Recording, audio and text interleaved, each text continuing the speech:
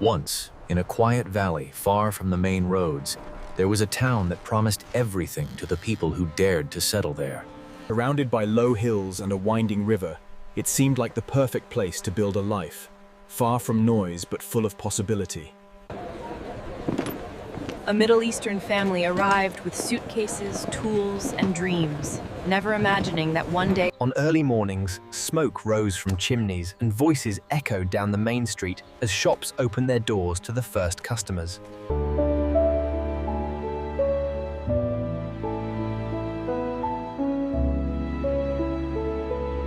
Back then, no one thought about power lines or light switches. They thought about paydays, school lessons, and what to cook for dinner.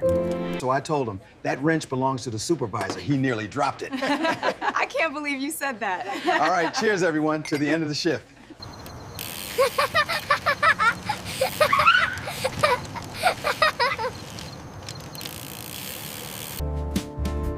The town's little school was always full, its windows glowing on winter. Every light meant something then. A South Asian family gathered at a table, an Italian. But prosperity never lasts forever, and in small places like this, bad news travels faster than the river that runs beside it. A failed contract here, a drop shipment there, and slowly the work that had drawn everyone to the valley began to disappear.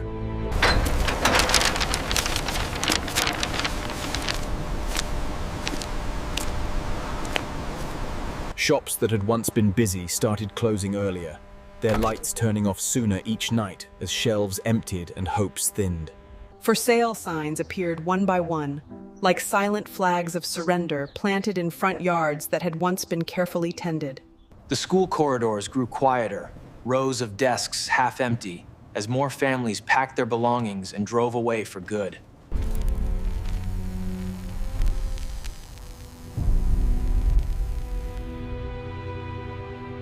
Those who stayed behind tried to pretend it was temporary, telling themselves that opportunity always comes back around eventually.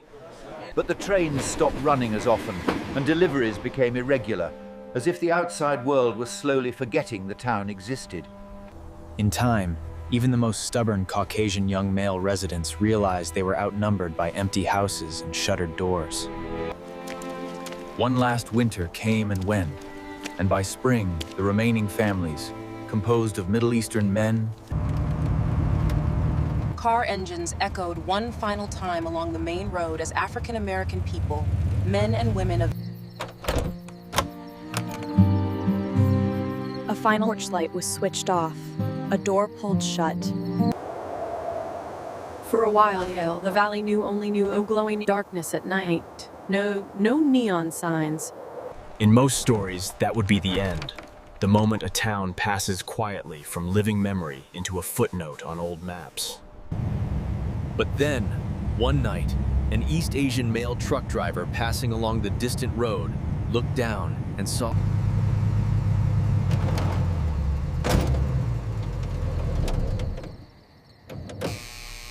Curiosity pulled at him, but the isolation and strangeness of the sight kept him moving, leaving him with a story no one quite believed. A few months later, a female hunter of African-American descent, camping on a ridge above the town. He watched for several minutes, expecting to see movement, shadows, a figure, anything. Lights just appeared in the old Miller building. Yeah, but that's been empty for years. I know, I saw the same thing downtown last week. Some dismissed it as imagination, tricks of the eyes, or misremembered landmarks seen through fog and distance. But the reports kept coming, enough that ignoring them started to feel more like denial than skepticism. Eventually, a small group of Caucasian explorers decided to see for themselves, driving up the old road with cameras and flashlights in the trunk.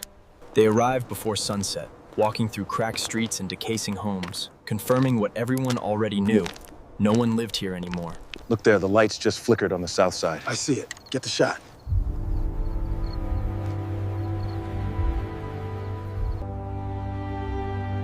As the last light drained from the sky, the valley fell into a deep blue shadow. And there, suddenly, one of the female explorers noticed a dim spark in the distance.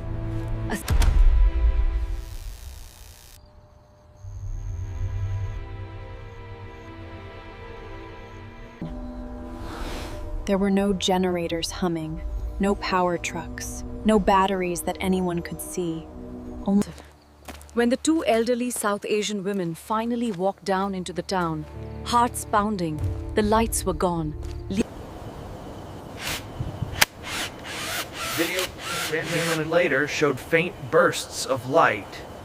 To some, it looked random, the kind of flicker you might expect from failing bulbs or damaged wiring struggling to carry a charge.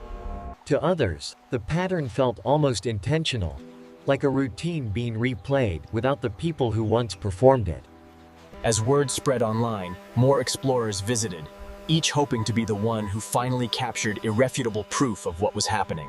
I'm telling you, there's nothing here but the wind. But we saw the lights moving from house to house. Yeah, they were definitely moving. One group of African-American men claimed they watched the old diner's sign sputter to life for a few seconds. Another insisted they saw the interior of the school faintly illuminated, as if a hallway light had been switched on deep inside. Standing in those doorways, beneath cracked ceilings and peeling paint, they found no evidence of recent human presence. Caucasian female electricians and Hispanic male skeptics were quick to offer explanations, pointing to the possibility of stray currents still. A forgotten connection, a partially live line, or a fault in nearby infrastructure could cause occasional, unpredictable flashes. It was a comforting theory, one that tried to bring the town back under the rules everyone understood. But when a team of East Asian male workers dressed in orange high-visibility vests and hard hats checked the nearest substations and lines on record. On paper, the town was electrically dead, cut off, decommissioned, abandoned not just by people, but by the grid itself. That left room for stranger ideas, and stranger ideas never stay quiet for long in a place with a reputation like this. Some began to suggest that the town was being used secretly, that someone had quietly claimed it for experiments, storage, or something more covert. Satellite images were examined for anything unusual, odd shapes, new structures, vehicles parked where no road should lead. A few blurry details sparked speculation, but nothing conclusive enough to turn rumor into fact. In the absence of proof, one explanation remained the loudest and most persistent, even when people lowered their voices to say it. They said the town was haunted, not just by spirits, but by its own routine, replaying itself over and over in the form of light. Residual energy, about places that refuse to let go of the patterns that once defined them. In life, lights were turned on at the same times every day. Morning coffee in the kitchen, evening chores in the barn, bedtime reading in upstairs rooms. If those routines were repeated thousands of times, they argued, maybe traces of them remained, etched into the fabric of the place. According to this theory, the lights weren't powered by electricity alone, but by something more abstract, the memory of habit. They described sudden pockets of cold, as if they had stepped through a ghost of movement they couldn't see. Some heard faint sounds, the creak of a floorboard, the soft clink of glass, the almost inaudible murmur of voices that weren't there.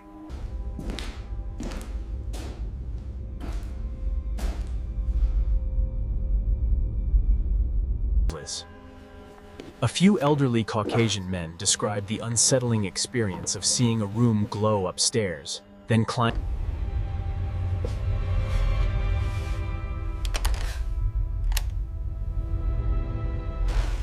When a Caucasian man in his late 20s spun around, there was no one there, just a weak bulb swinging slightly as its glow faded away. Skeptics dismiss these accounts as nerves and suggestion, the brain desperately trying to fill in the blanks of an eerie environment. They remind us that fear sharpens imagination, that our minds are experts at turning shadows into shapes and silence into whispers. Yet even skeptics struggle to completely ignore consistent patterns reported by people who have never met each other. Different visitors, on different nights, standing in different parts of the town, all speaking of the same flickers, the same buildings, the same uneasy timing. Some buildings seem more active than others. An old house on the hill, the diner, the school. almost as if certain routines are stronger there. It's in these repeat sights that the most chilling stories emerge. That feels less like energy. From the outside, the school's windows sometimes appear faintly lit, as if a late meeting or rehearsal is still taking place. Those who dare to walk inside report long corridors drenched in darkness, the smell of mold replacing any trace of chalk or paper.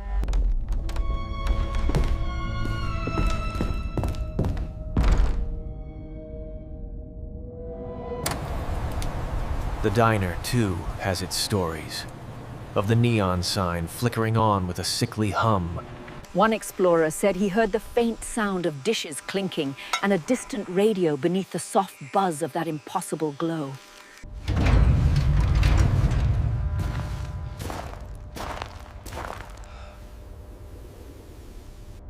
In another part of town, a row of houses sits in a tight line, their dark windows like watching eyes.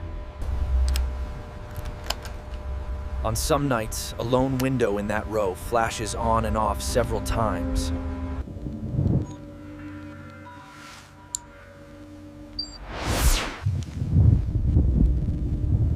Look at these spikes right here. They're significant, but they still don't answer the central question. Is this nothing more than decaying infrastructure behaving unpredictably? Or is the town replaying scenes from a life it once had? For many who visit, the most powerful evidence isn't on a screen. It's the feeling that settles in their chest as the sun goes down. It's the weight of walking between houses that should be forgotten.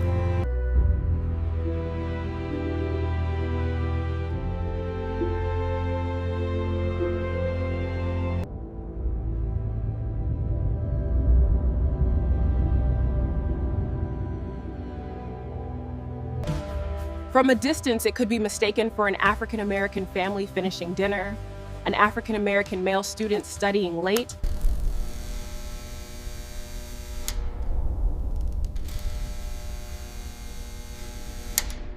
In the end, no one has captured undeniable proof of what's causing the phenomenon, but few leave the town feeling unchanged. Some go home convinced it's all explainable, that outdated infrastructure and natural conditions can still surprise us.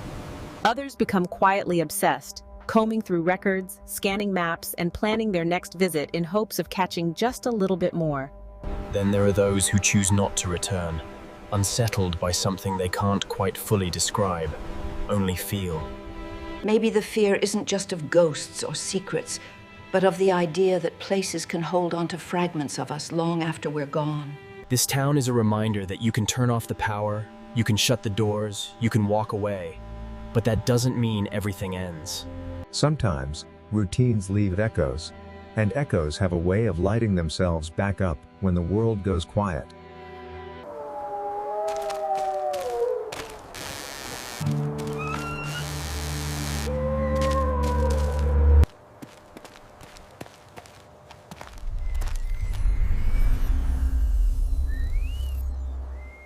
Whether that glow is nothing more than old wires refusing to rest, or something far stranger, remains up to each witness to decide. Because in mysteries like this, belief is a kind of light all its own, illuminating whatever explanation you're most willing to accept.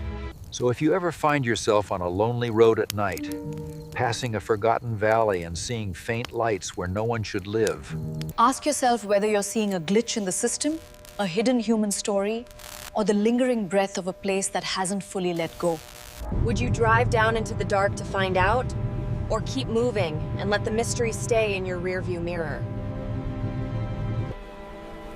For now, the town remains, slowly decaying, its structures failing, its stories fade. As long as even one light still flickers in the valley at night, people will keep wondering what, exactly, refuses to die there.